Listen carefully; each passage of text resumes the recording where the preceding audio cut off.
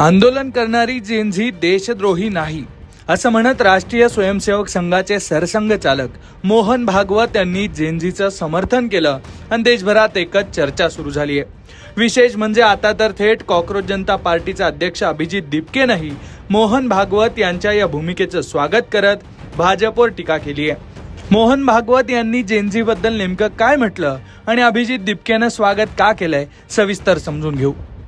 दिल्लीत झालेल्या आंदोलनानंतर तिथे झालेल्या लाठीचार्जनंतर देशभरातून केंद्र सरकारवर मोठी टीका झाली। आंदोलन करणाऱ्या विद्यार्थ्यांवर पॅलेट गन चालवल्याचा आरोप करत राहुल गांधी जखमी विद्यार्थ्यांना घेऊन समोर आले।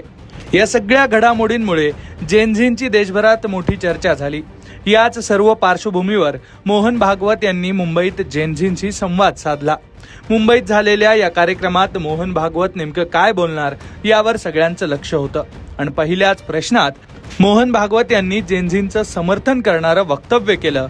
ते काय म्हणालेत ऐकूयात। हम लोग जेनझी की आयु में थे तो हमारी पीढ़ी का स्वभाव ऐसा था कि बड़े जो कहते थे वो मान लेते थे, हम क्वेश्चन नहीं करते थे। तो उस समय की परिस्थिति। अभी जेनझी वो जेन अल्फा वो प्रश्न पूछते हैं, उनको लॉजिकल आंसर चाहिए। करेक्ट। जेनजी अगर एजिटेशन कर रही है तो एंटी नेशनल तो है नहीं, अपने लोग हैं, अपनी नेक्स्ट जनरेशन है। जी सर।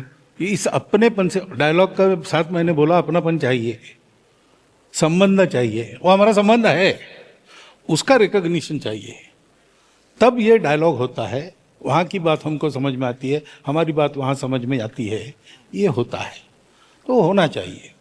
और जेनजी वगैरह ऐसी है ऐसा मैं तो बिल्कुल नहीं मानता।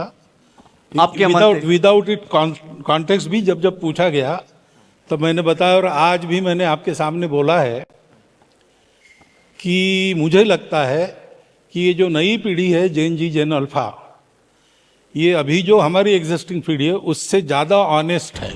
मोहन भागवत यांच्या याच वक्तव्याची सध्या चर्चा होते, पण आता याच्याही पेक्षा जास्त चर्चेचा विषय ठरतोय तो म्हणजे अभिजित दीपके यांनी यावर दिलेली प्रतिक्रिया। मोहन भागवत यांच्या भूमिकेचं स्वागत करत अभिजित दीपकेनं भाजपवर निशाणा साधलाय। तो मैं चाहता हूं कि बीजेपी वाले एक बार मोहन भागवत जी की सुने, क्योंकि मोहन भागवत जी जो है वो बीजेपी के मेंटर है, एक तरीके से गॉड फादर है बीजेपी का। RSS is the God father of the BJP. तो मैं चाहता हूं कि बीजेपी वाले सुने उनके मेंटर्स की। क्या ऐसा है कि बीजेपी ने आरएसएस का सुनना बंद कर दिया है, मोहन भागवत जी का सुनना बंद कर दिया है? क्योंकि मोहन भागवत जी तो कहते हैं कि इनको एंटी नेशनल मत कहिए, लेकिन बीजेपी के नेता हमें वायरस कहते, नितिन नबी जी कहते कि जो बीजेपी के अध्यक्ष वो कहते कि ये कॉकरोच वायरस है। जो एजुकेशन मिनिस्टर थे धर्मेंद्र प्रधान, वो हमें आतंकवादियों की बी टीम कहते थे।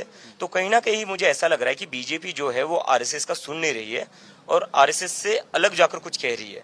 तो मुझे लगता है बीजेपी वालों को आरएसएस की सुननी चाहिए, क्योंकि वो उनके मेंटर है। एकूणच अभिजित दीपके यांच्या या भूमिकेनंतर आता भाजपमधून काय प्रतिक्रिया समोर येणार ते पाहणं महत्त्वाचं असणार आहे। पण मोहन भागवत यांनी जेनझींचं केलेलं समर्थन आणि त्यावर दीपकेंची आलेली ही प्रतिक्रिया याबद्दल तुम्हाला काय वाटतंय ते कमेंटमध्ये नक्की लिहा आणि अशाच घडामोडी जाणून घेण्यासाठी लोकमत पाहत रहा।